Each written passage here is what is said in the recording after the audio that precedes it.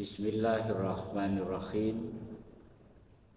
Assalamualaikum warahmatullahi wabarakatuh.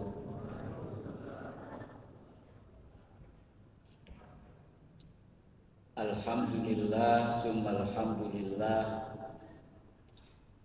alladzi khalaqal mauta wal hayata liyabluwakum ayyukum ahsanu amala.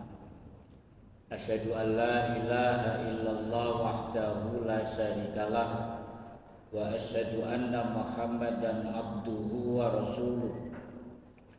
Allahumma salli ala Muhammad wa ala alihi wa sahbihi wa sallim ajma'in, amma ba'du. Subhanaka la ilma lana illa ma 'allamtana innaka antal alimul hakim. Allahumma inna nas'alukal huda wat tuqa wal afafa wal ghina. Allahumma inna nas'aluka ilman nafi'ah wa rizqan thayyibah wa amalan mutaqabbalah. Hadirin para jamaah rahimakumullah, kajian kita pada malam hari ini mengambil tema tentang bulan Sya'ban. Kalau diberi judul lengkapnya itu jangan lewatkan bulan Sya'ban. Saya awali dari definisi kenapa disebut bulan Sya'ban. Jadi orang-orang Arab pada waktu itu, Bapak Ibu, bahkan masih jahiliyah, itu mensakralkan bulan haram. Bulan haram itu ada 4: Dzulqa'dah, Dzulhijjah, Muharram, kemudian Rajab. Sehingga di 4 bulan ini mereka tidak berani untuk melakukan pertumpahan darah. Maka mereka menunggu-nunggu kapan habisnya bulan haram. Maka ketika Rajab sudah selesai, masuk bulan Sya'ban, maka mereka memulai yang ingin berperang melakukan perang. Nah, bulan itu disebut Sya'ban karena mereka keluar untuk melakukan peperangan. Ini yang pertama. Yang kedua, kenapa disebut Sya'ban bulan ini? Jadi setelah Rajab itu orang-orang Arab banyak berpencar kemana-mana gitu untuk mencari sumber mata air. Karena di Jazirah Arab kan tidak banyak sumber mata air. Maka orang yang mencari sumber mata air itu dinamakan Sya'baniyah. Kemudian populer menjadi nama bulan ini bulan Sya'ban. Nah, itu ceritanya begitu. Jadi tidak saja orang mukmin yang menghormati bulan-bulan haram, orang-orang yang sebelum beriman, sebelum datangnya Nabi juga menghormati bulan-bulan ini. Kemudian dilegitimasi oleh nas bahwa ada 4 bulan di dalam Islam namanya bulan haram. Ini bulan yang dimuliakan oleh agama kita. Yang kedua, para jamaah sekalian rahimakumullah, karena bulan Sya'ban ini ibarat kata seorang ulama, ada yang mengatakan bahwa puasa itu bisa dikiaskan dengan sholat wajib. Kalau sholat wajib itu ada sholat sunnah qobliyahnya, ada sholat sunnah ba'diyahnya. Bulan Ramadan juga begitu. Ini pandangan ulama, bukan dari Nabi. Mengkiaskan bahwa bulan Ramadan juga ada qobliyahnya, ya qobliyahnya ya puasa atau memproduksi, meningkatkan produktivitas amal soleh di bulan Sya'ban, atau lebih banyak puasa Sya'ban di bulan Sya'ban. Ba'diyahnya apa? Ba'diyah Ramadan itu ya puasa Syawal 6 hari. Nah itu kira-kira begitu. Ada yang punya pandangan seperti itu. Oleh karena itu bulan ini jadi istimewa para jamaah sekalian yang harus atau jangan sampai dilewatkan. Jadi kita ya minimal banyak amalan yang perlu kita tingkatkan ya di bulan Sya'ban ini. Saya ambil sebagai sampel saja amalan-amalan utama bulan Sya'ban yang perlu kita tingkatkan itu kira-kira ada 4 lah kalau cukup waktunya. Yang pertama berpuasa di bulan ini seperti yang dicontohkan oleh Nabi. Yang kedua banyak melakukan tilawatil Quran. Kemudian yang ketiga meningkatkan produktivitas amal soleh kita. Dan yang keempat menghindari 2 dosa besar utamanya. Yang pertama menghindari kemusyrikan, yang kedua menghindari permusuhan. Karena ada riwayat yang melarang itu di bulan ini. Baik, yang pertama para jamaah sekalian, di bulan ini Rasulullah itu paling banyak melakukan puasa setelah Ramadan itu bulan Sya'ban.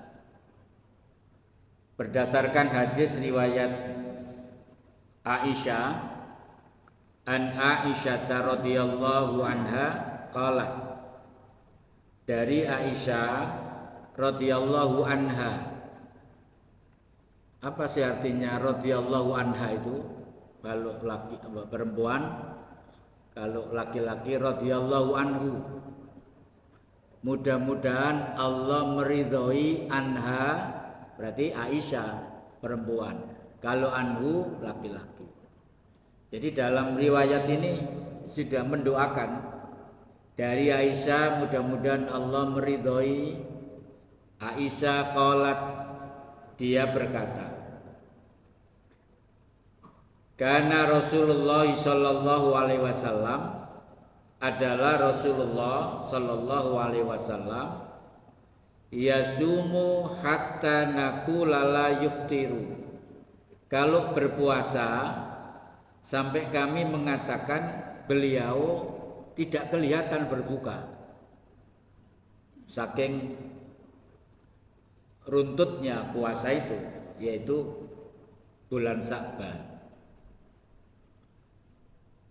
Wa yuftiru hatta naqula la yasumu, dan berbuka kalau tidak berpuasa kami mengatakan beliau tidak kelihatan berpuasanya. Jadi di bulan-bulan yang lain itu Rasulullah juga tidak banyak melakukan puasa, tidak runtut seperti bulan Sya'ban. Nah, ini yang menjadi landasan kenapa Rasulullah banyak berpuasa di bulan Sya'ban, kecuali beberapa hari menjelang Ramadan beliau berbuka. Kira-kira 3 hari sebelum Ramadan Rasulullah tidak melanjutkan puasanya. Ketika ditanya dalam riwayat yang lain, kenapa engkau tidak puasa ya Rasulullah? Saya khawatir nanti tidak bisa membedakan antara bulan Sya'ban dan bulan Ramadan.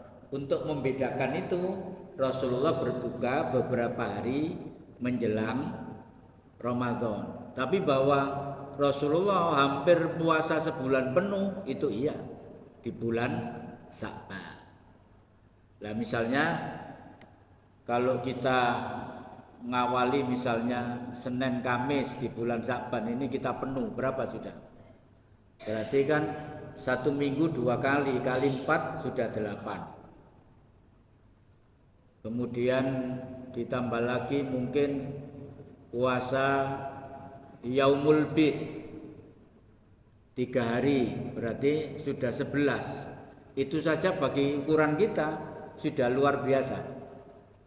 Kalau mau top lagi, ya saya bisa ngomong, saya nggak ngamalkan, nggak kuat. Ya puasa Nabi Dawud. Kata Nabi, puasa sunnah yang terbaik itu puasanya Nabi Dawud alaihissalam.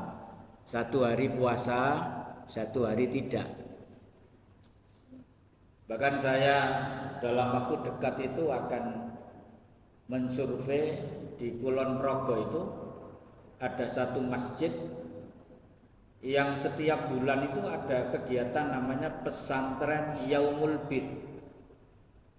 Dan itu pesertanya banyak dari luar kota. Jadi dia nginap di masjid itu 3 hari 3 malam, berpuasa, kemudian taklim. Itu luar biasa masjid ini.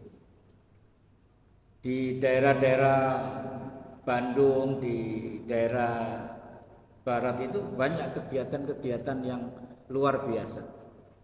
Saya bulan Januari kemarin tanggal 6 sampai tanggal 10 Januari saya ikut namanya pesantren Husnul Khotimah di Bogor. Pondoknya namanya Kampung Maghfirah.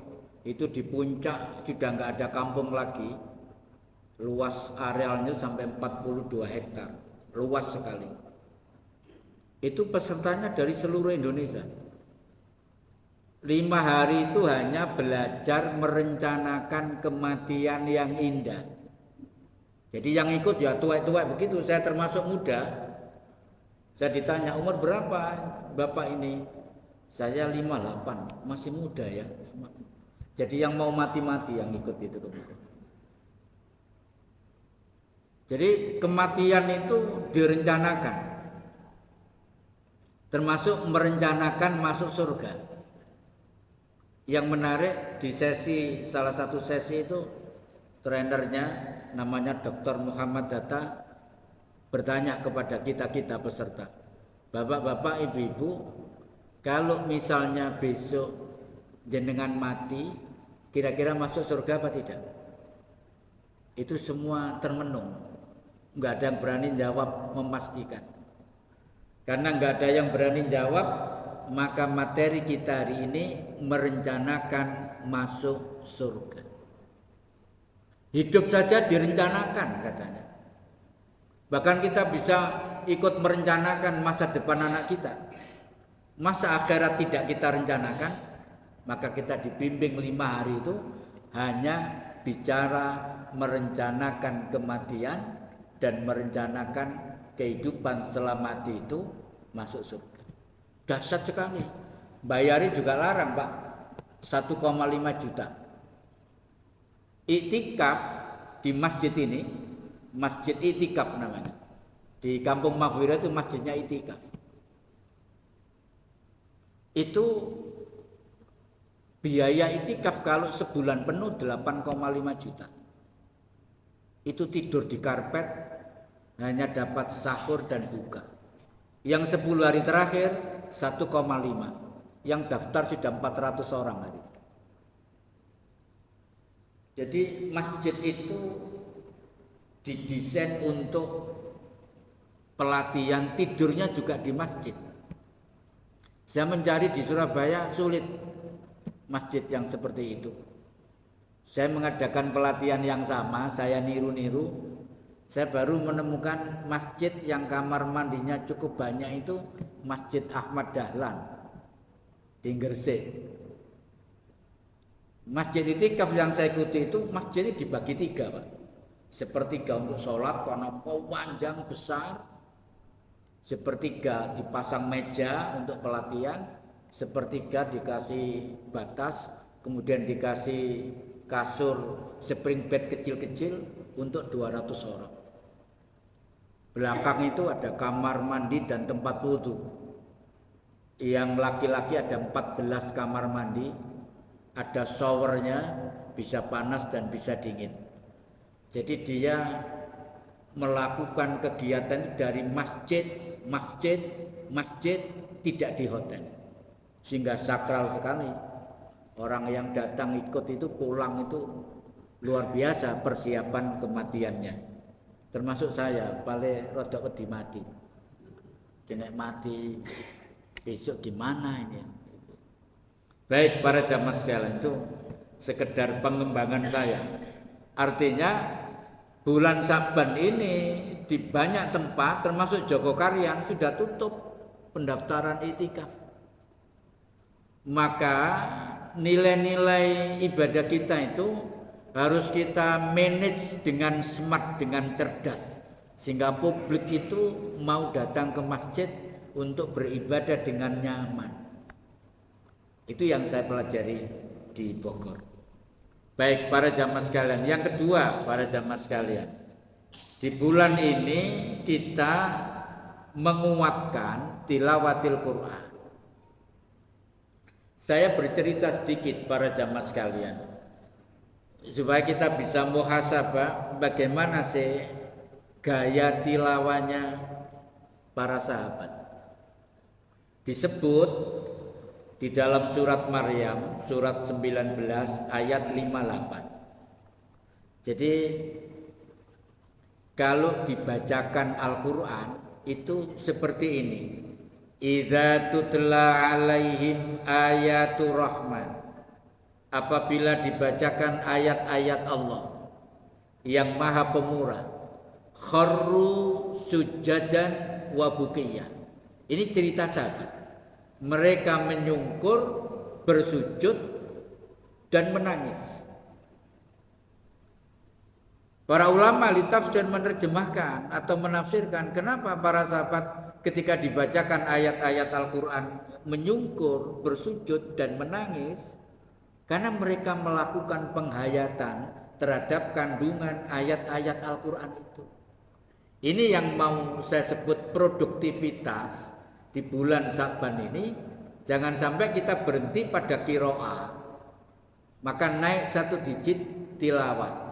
Makanya disebut iza tutla, itu tilawah maknanya, yaitu membaca Al-Quran atau mendengarkan Al-Quran syarat dengan penghayatan dari makna-makna ayat Al-Quran itu.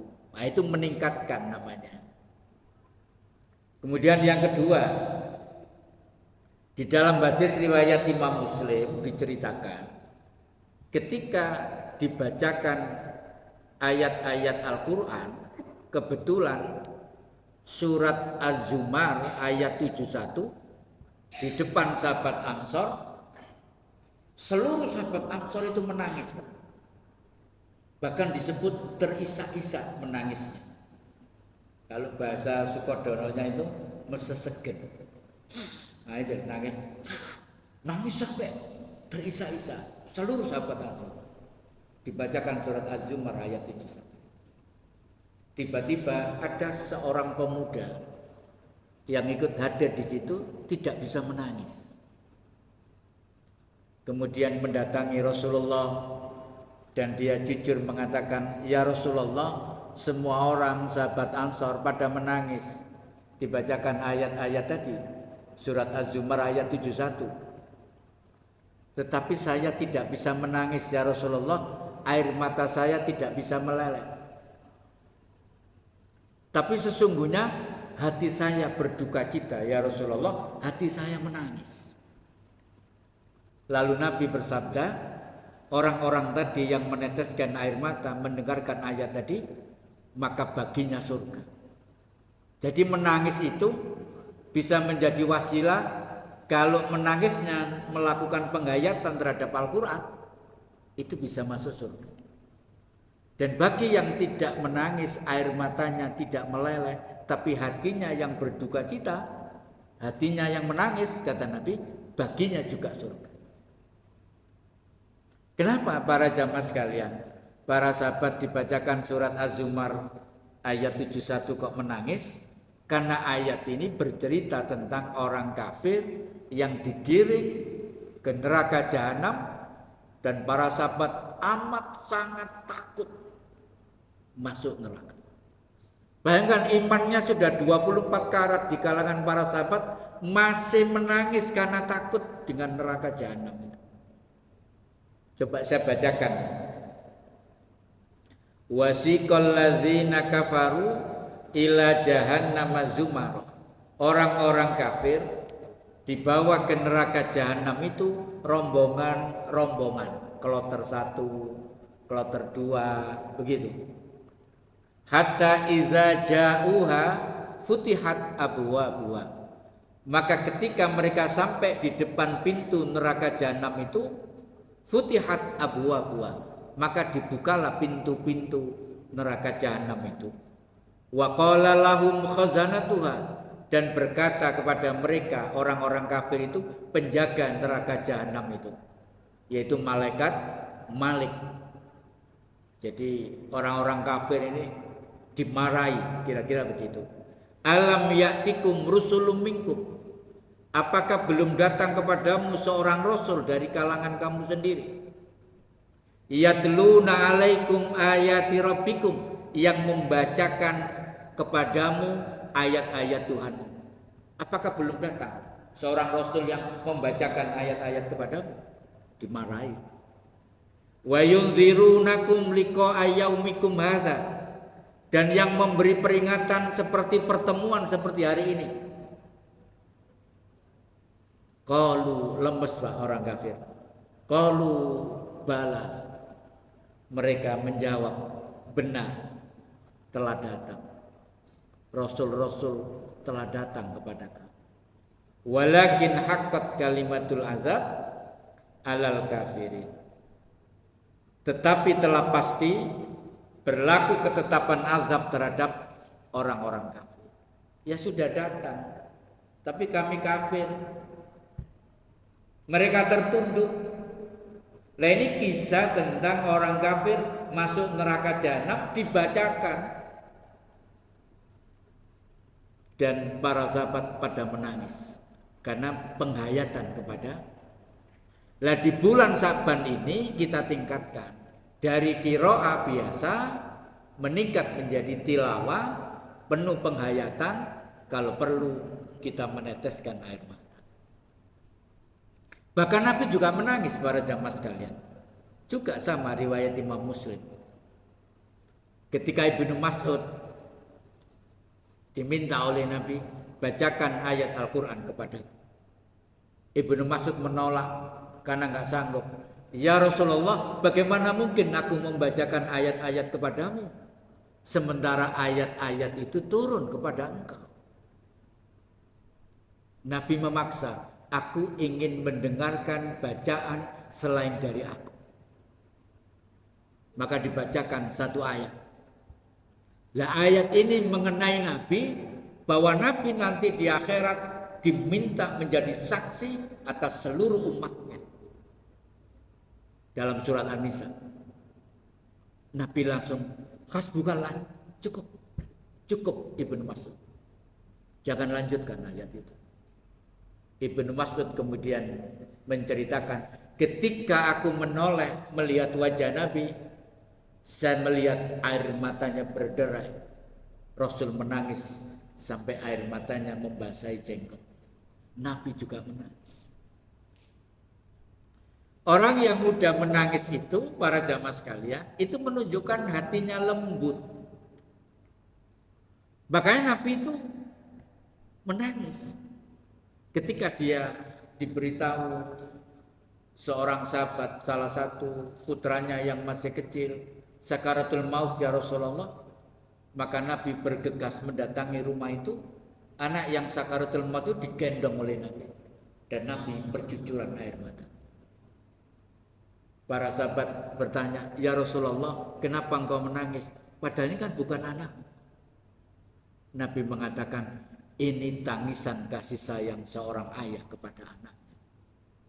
Jadi anak-anak para sahabat itu bagi Rasulullah seperti anaknya sendiri. Itu yang terjadi di Palestina itu, para jamaah sekalian. Saya membaca beberapa novel Palestina. Ketika ada anak-anak kecil itu dikejar-kejar tentara Israel, tiba-tiba hilang, entah kemana. Lalu ada seorang ibu yang subur badannya, jemur pakaian, ditodong laras panjang. Kemana anak-anak? Saya tidak tahu. Tidak ada yang berani masuk ke dalam rumahku, anak-anak Palestina, kecuali anak-anakku sendiri. Jadi seorang ibu ini menganggap anaknya siapapun di Palestina itu anaknya sendiri. Begitu dia cara meneladani Rasulullah menyayangi anak-anak kecil. Bahkan Rasul menangis. Nah, coba kita belajar melakukan penghayatan terhadap Al-Quran itu. Kalau mana-mana tertentu yang menyentuh hati kita, kita menangis. Atau menangis ketika bertaubat. Para jamaah, saya kemarin tuh ceramah Isra Mi'raj ya, karena ini diminta. Saya menyampaikan kisah ketika Nabi Mi'raj itu ditunjukkan surga. Kemudian di surga itu ada istana yang amat sangat indah dan menakjubkan. Kemudian Nabi mendekati, Nabi mau masuk tapi tidak jadi masuk. Kemudian Jibril menginformasikan, ini ya Rasulullah adalah istana yang disiapkan untuk sahabatmu Umar bin Al-Khattab. Maka ketika Nabi selesai Mi'raj disampaikan, ya Umar bin Al-Khattab, saya melihat istanamu sudah disiapkan di dalam surga. Aku mau masuk tapi aku enggak berani. Aku khawatir engkau cemburu jika aku masuk ke istana. Umar mengatakan, bagaimana mungkin aku cemburu ya Rasulullah. Lalu ada keterangan kenapa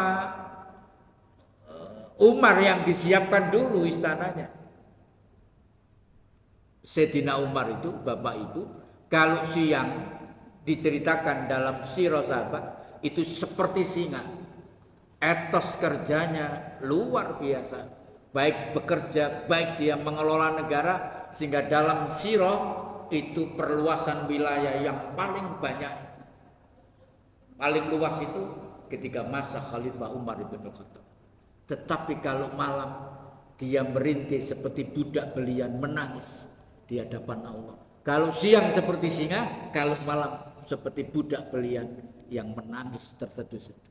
Itu Sayyidina Umar, orang yang punya pendirian keras seperti itu, tapi kalau malam dia menangis terseduh-seduh. Jadi menangis itu penting untuk supaya kita menangis kita itu dikonversi menjadi wasilah kita masuk surga. Yang ketiga, para jamaah sekalian, yang ketiga ini kita meningkatkan produktivitas amal soleh. Artinya amal solehnya, penghayatannya, nilainya, kalau sholat khusyuknya ditingkatkan. Kalau yang lain keikhlasannya ditingkatkan. Kalau sedekah mungkin ditambah sedekahnya di bulan ini. Ada seorang ulama yang terkenal ya, Abu Bakar Al-Balkhi rahimahullah, pernah mengatakan begini, Syahru Rajabin Syahruz Zur'i, bulan Rajab adalah menanam. Wa Syahruz Sya'ban Syahruz Suqiz Zar'i, dan bulan Sya'ban adalah bulan menyirami tanaman itu. Wa Syahru Ramadan Syahru Hasadiz Zar'i, adalah bulan memanen dari buah dari tanaman itu. Jadi kira-kira apa ini? Indah sekali ya bahasanya. Dimulai dari Rajab kita menanam, sudah mulai meningkatkan produktivitas amal soleh kita. Kemudian dikuatkan di bulan Sya'ban agar tanaman itu tidak mati, disiram di bulan Sya'ban agar subur, maka Ramadan kita memetik buahnya. Nah, kira-kira seperti itu maknanya. Sehingga para jamaah sekalian, ada kalimat yang kedua, dia menulis itu dalam kitabnya Lataiful Ma'arif namanya. Kemudian dia juga mengatakan masalu sahri rajabin karrih, Perumpamaan bulan Rajab adalah seperti angin. Wa masalu Sa'ban masalul ghaib. Dan bulan Sa'ban digambarkan seperti awan yang membawa mendung. Jadi awan yang membawa mendung. Kemudian wa masalu Ramadan masalul matori. Dan bulan Ramadan diibaratkan seperti hujan. Jadi bulan Rajab seperti angin, bulan Sa'ban seperti mendung yang dibawa oleh angin tadi, maka bulan Ramadan bercucuran rahmat Allah dari langit, karena bulan ini adalah bulan yang mulia, bulan Ramadan. Jadi kita persiapkan mulai hari ini. Kemudian para jamaah sekalian, bagaimana sih produktivitas amal soleh itu? Konkretnya bagaimana? Kalau kita baca surat Yasin, para jamaah sekalian, ayat 12, mungkin sudah hafal semua ya. Inna nahnu nukhyil mauta. Sesungguhnya kami Allah yang menghidupkan kamu setelah mati di akhirat nanti. Wa naktubu ma qaddamu wa atharahum, dan kami yang mencatat seluruh amal-amal kamu di dunia dan bekas-bekas amal itu. Artinya begini, saya duduk di sini para jamaah sekalian, kalau saya ikhlas mengajarkan malam ini, maka bekas amal saya nanti, tempat duduk saya ini dihadirkan di akhirat untuk meringankan beban kita. Ini namanya asa. Produktivitas amal soleh itu jangan mempersempit asa. Di sini kita bikin asa, di sana bikin, sana bikin. Artinya akumulasi dari amal soleh kita itu kita perluas diasporanya, kira-kira begitu. Ngaji di mana-mana, sedekah di mana-mana, berbuat baik di mana-mana. Nah itu nanti asar-asar ini, bekas-bekas amal soleh kita ini, nanti semua dihadirkan oleh Allah menjadi saksi yang meringankan beban kita. Termasuk salah satunya bisa menjadi syafaat di yaumil kiamat. Misalnya baca Quran, Iqra'ul Quran, maka bacalah Al-Quran. Fa innahu, maka sesungguhnya Al-Quran itu ya'ti yaumal kiamat, akan datang pada hari kiamat, syafi'an li ashabihi, memberi syafaat bagi yang membacanya. Jadi apa? Ya di mana-mana kita menanam, nanti tumbuhnya itu, bekas-bekasnya itu di akhirat nanti akan kita tumbuk. Nah di bulan ini diprioritaskan untuk ditingkatkan. Yang terakhir para jamaah sekalian, yang nomor 4, para jamaah, di bulan Sya'ban ini ada 2 dosa yang patut kita hindari, terutama ya seluruh dosa kita hindari. Tapi 2 dosa ini jangan sampai terjadi atau kita lakukan. Nauzubillah min dzalik. Rasulullah bersabda dalam hadis riwayat Imam Ibnu Majah juga meriwayatkan, bahkan ini disahihkan oleh Syekh Albani. Nah, itu saya kutip di sini. Syekh Albani, Rasul bersabda, matannya begini, matan itu langsung isinya. Kata Nabi, innallaha la yattala'i fi lailatin nisfi min Sya'ban. Sesungguhnya Allah hadir atau muncul atau turun lah bahasanya di malam pertengahan bulan Sya'ban. Orang menyebut nisfu Sya'ban itu. Cuman memang harus diteliti amalia-amalia yang banyak dilakukan masyarakat kita di nisfu Sya'ban itu memang tidak ada amalan khusus. Ya amalan biasa ditingkatkan kualitasnya. Karena amalan-amalan khusus itu kalau diteliti riwayatnya banyak yang lemah. Itu para ulama ada yang punya pandangan itu, makanya harus tanya lah kepada ahlinya ya. Ini gimana begitu. Nah ini diceritakan bahwa di malam nisfu Sya'ban, berarti tanggal 14 malam bulan Sya'ban, itu Allah turun, kemudian fayaghfiru li jami'i khalqihi, mengampuni dosa-dosa seluruh makhluknya. Ya Allah turun untuk memberikan ampunan kepada seluruh makhluknya.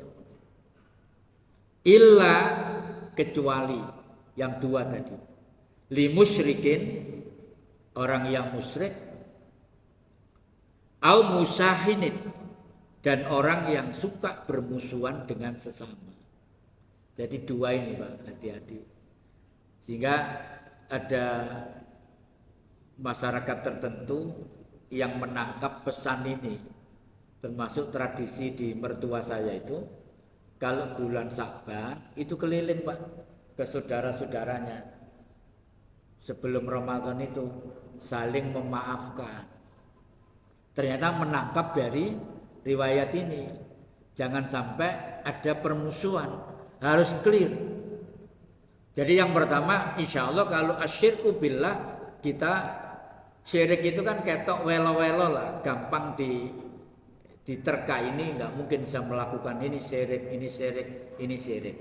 Cuman para jamaah sekalian, yang kadang-kadang tidak kita sadari itu adalah ada sikap permusuhan di antara sesama, terutama sesama umat Islam. Nah, sifat permusuhan itu kadang-kadang ini didorong oleh perbedaan-perbedaan pandangan dalam agama. Sehingga Nabi sampai pernah mengatakan, kalau ada seorang ulama satu, ulama dua ulama, dua kiai, dua ustadz, dua tokoh, itu setan akan datang di tengahnya, kemudian menancapkan bendera hasud. Sehingga justru kebencian permusuhan itu kadang-kadang tidak dipicu oleh umatnya yang di bawah, tapi dipicu oleh perbedaan pandangan orang-orang yang dalam tanda petik ulama itu. Karena Nabi mengatakan ditanamkan oleh setan bendera hasud, bendera permusuhan. Nah itu ya. Lah hasud itu apa? Penyakit hati yang sangat berbahaya. Sangat berbahaya. Sampai ketika Nabi memberikan pelajaran ini pakai tekanan. Iyyakum wal hasad. Jauhilah olehmu sifat hasud. Fa innal hasada, karena sesungguhnya hasud itu yakulul hasanati, akan memakan kebaikan, kama takulun narul khataba, seperti api memakan kayu bakar. Misalnya amalan kita itu digambarkan kayu yang kering sak gunung lah amal soleh kita itu. Tapi hati kita tidak bersih, suka hasud, suka ghibah, suka suudzon mungkin, maka hasud, penyakit hati tadi itu ibarat api. Bayangkan kayu kering satu gunung, kemudian api, kita sumet, nah itu kita sulut, habis kayu bakar itu, tidak menunggu waktu yang lama, habis. Makanya Nabi itu pernah menyampaikan, tahukah kamu orang yang bangkrut, al-muflis dalam bahasa Nabi, tahukah kamu orang yang bangkrut itu? Para sahabat menjawab normatif, Ya Rasulullah, orang yang bangkrut itu wala dirhaman wala mataan. Orang yang tidak punya dirham, duit, orang yang tidak punya harta sama sekali. Itulah orang yang bangkrut. Bukan. Kata Nabi, al-muflis, orang yang bangkrut itu orang yang membawa amal sholatnya top, puasanya top, sedekahnya top, pahalanya top, dibawa mati ke akhirat. Tetapi ketika di dunia dulu, dia suka menyakiti orang lain. Dia suka riba, dia suka hasud, dia suka suudzon. Bahkan dia juga memukul orang tanpa hak. Bahkan menumpahkan darah tanpa hak. Maka kemudian ketika di akhirat ditagih oleh orang-orang yang dizalimi tadi datang. Bagaimana dia membayar? Kata Nabi. Maka kebaikannya ini dipindah, pelak, pelak, pelak. Kalau masih banyak kebaikannya habis, dengan apa dia bayar? Keburukan orang ini dipindah, pelak, pelak, pelak. Itulah orang yang bangkrut katanya. Makanya penyakit hati ini harus dihindari, terutama menjelang Ramadan ini jangan sampai merugikan orang lain. Jangan sampai menyakiti orang lain, apalagi secara fisik. Di dalam kisah para jamaah sekalian, ada seorang wanita yang masuk neraka karena menyakiti kucing. Jadi kucing ini dipukuli, diikat, tidak dikasih makan. Pukuli lagi, tidak dikasih makan. Sampai kucing ini mati. Maka wanita ini kemudian masuk neraka karena menyakiti kucing. Menyakiti kucing saja bisa masuk neraka. Bagaimana kalau yang disakiti manusia? Bagaimana kalau yang dizalimi itu dari Sabang sampai Merauke? Bagaimana kalau yang dizalimi 200 juta sekian orang? Bagaimana nasibnya di akhirat? Maka hati-hati. Jangan sampai kita menyakiti orang lain untuk menyongsong bulan Ramadan besok. Clear kita tidak ada masalah dengan orang. Maka diperbanyak silaturahim. Mungkin ini para jamaah sekalian mudah-mudahan menjadi bekal kita untuk menghadapi bulan Ramadan. Mudah-mudahan kita diberi kesehatan sampai bulan Ramadan besok bisa merengkuh pahala yang banyak di bulan Ramadan. Kemudian Idul Fitri kembali bersih. Mari kita tutup dengan doa kafaratul majelis. Subhanakallahumma wa bihamdik asyhadu an la ilaha illa anta astaghfiruka wa atubu ilaik. Assalamualaikum warahmatullahi wabarakatuh.